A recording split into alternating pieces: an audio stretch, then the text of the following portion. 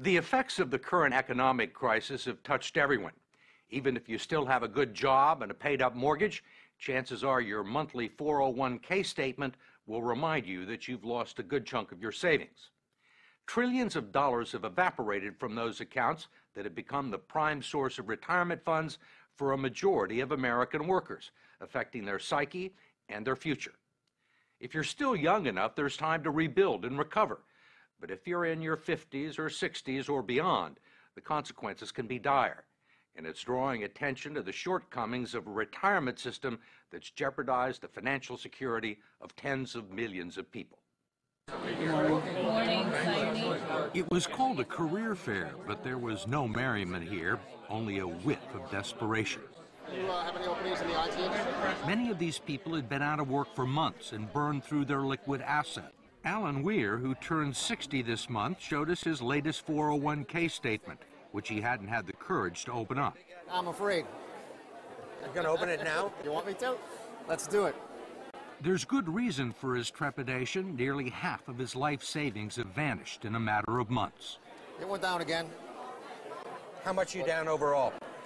Oh, about $140,000. You think you'll ever get it back? I mean, I'll probably never see it come back.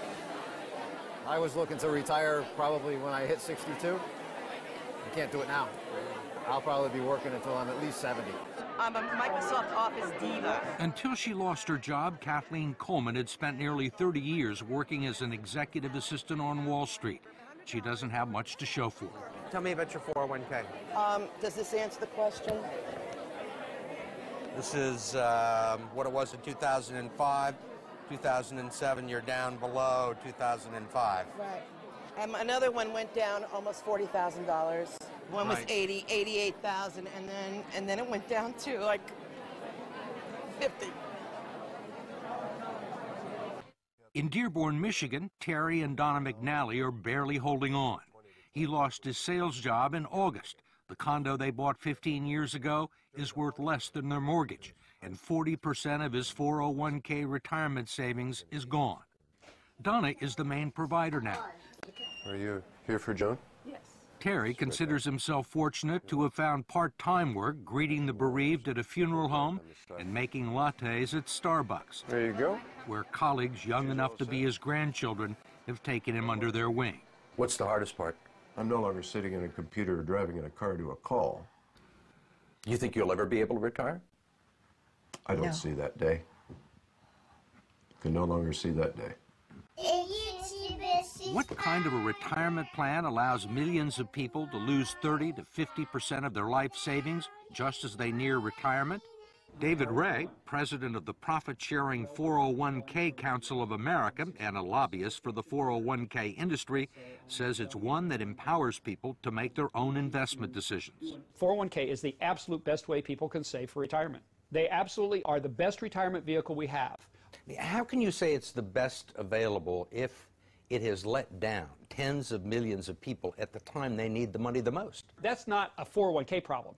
That is our entire investment system. This is about the markets went down for everybody. Nobody was saved in the current thunderstorm. Ray says that many people still have more money in their 401ks than they've actually contributed. He says everyone had multiple investment options, including low-yield guaranteed returns, and he believes people who lost money have no one to blame but themselves. In America, it's a society based on freedom and choice and personal responsibility. We need to help them understand these responsibilities and execute them to the best they can. 401k is part of that. There are no guarantees. What about the people who are 63 or 64? A lot of those people were thinking about retiring. Well, and now they aren't. Well, I mean, a lot of them were retired and have to go back into the workforce. Well, but that was not a 401k problem. That's an investment system problem. The markets go up and down, and if those people chose to take equity risk, there was a logical outcome. But in fact, the 401k plans that have become the primary source of retirement income for 60 million Americans were never designed to be retirement plans in the first place. They were created in the late 1970s as a savings plan and tax shelter for ordinary Americans. The idea was that workers would make voluntary contributions and employers would match a portion of them. The taxes would be deferred until the employee reached the age of 59 and a half. It was supposed to supplement the two traditional income streams for retirees, Social Security and pensions, one leg of a three-legged stool that would support American workers into their golden years. But it didn't turn out that way.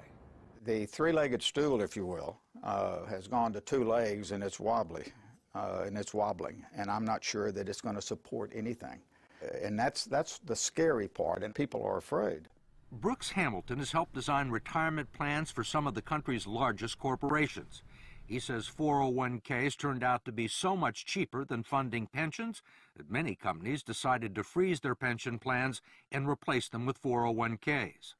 The decision created millions of new employee investors for Wall Street and the financial community, and they pounced on the opportunity.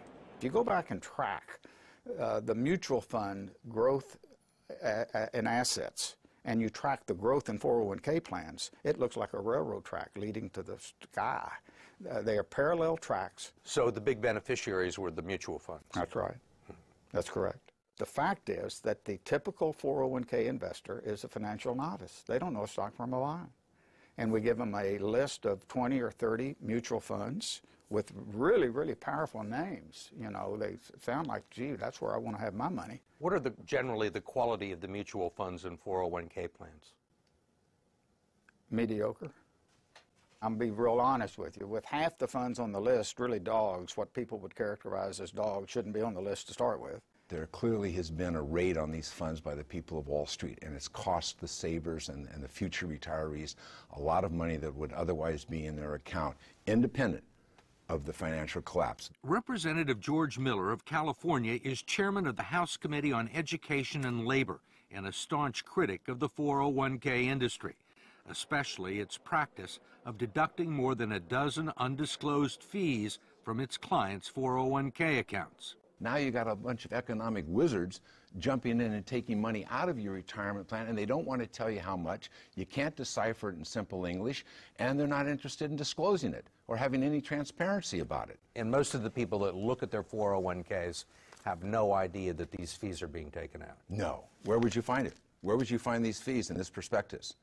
You can look on any page you want, and when you're all done reading it, and you will find some of the fees and the commissions here, but you won't find them all, and I bet you won't find half of them. There are legal fees, trustee fees, transactional fees, stewardship fees, bookkeeping fees, finder's fees, and the list goes on and on. Miller's committee has heard testimony that they can eat up half the income in some 401k plans over a 30-year span, but he has not been able to stop it. We tried to just put in some disclosure and transparency in these fees, and we felt the full fury of that financial lobbying.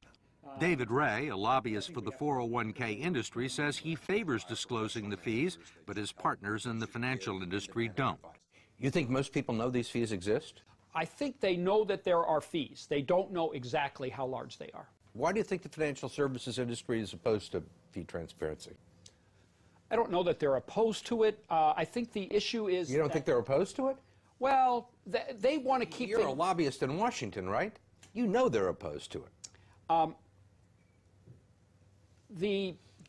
George Miller hasn't been able to get a bill to the floor.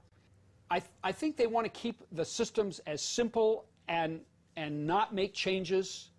They like the way things are, and whenever you push people out of their comfort zones, you know, it's an issue.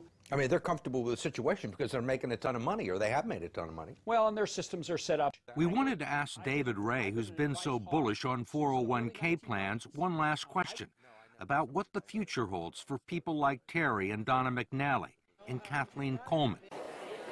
Need a babysitter?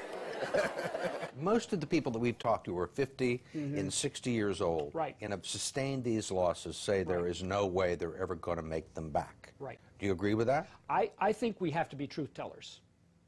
I think that when a person has hit this point, and we've had this unfortunate situation, I don't think we can misrepresent what the possibilities are. And the reality is that money's not coming back that they've lost. They can't count on it. They have to, maybe they have maybe if they work 10 more years, it'll come back by the 10, but it's important that they not have unrealistic expectations.